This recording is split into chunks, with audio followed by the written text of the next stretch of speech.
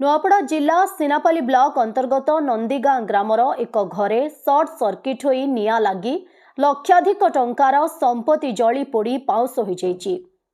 सूचना मुताबक उक्त गाँवर शंकर बारींक परिवार शोइथिबा समय राति प्राय 10:30 कौनसी कारणरू सर्ट सर्किट होई निआं लागी जाइथिला। निआं आयत पई शंकर चित्कार करथिले। चित्कार सुनी पाख पड़ोसी आसी निआं आयत करथिले।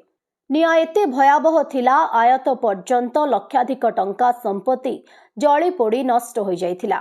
तांको परिवार को कहिबा अनुसार फ्रिज, आधार कार्ड, जॉब कार्ड, पास बही, जमी पट्टा, एटीएम कार्ड सह एसएसजी ग्रुप महिलांको 65,000 टंका आसंताकाली बैंक रे जमा करिबा पई शंकर स्त्री बासंती बारिक उक्त घरे रखिथिले। ताहा मध्य जली पाउस हो जाइथिला।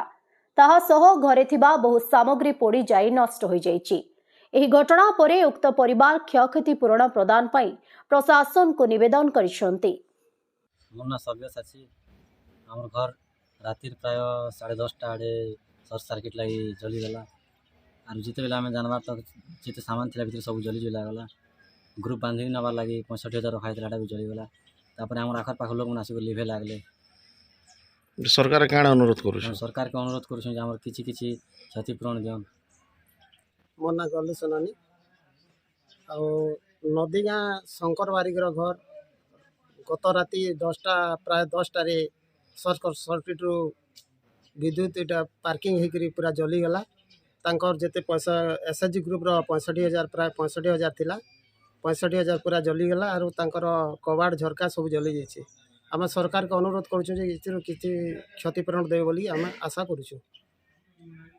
मुन्ना बासंती बारिक नंदीगाँ और आमर घर राति 10:30 बजाने सर्ट सर्किट करी पूरा निया सबुआड़े जलीगला और कागज पतर जेते थिला एसएचजी ग्रुप रो आमर आधार कार्ड फोटो सब बैंक पासबुक लेबर कार्ड सब जाबत्य जिनिस कपड़ा लता सब थिला जलीगला और मेम्बर मने दी थिने 65,000 टंका ग्रुप पटे नबार लगी।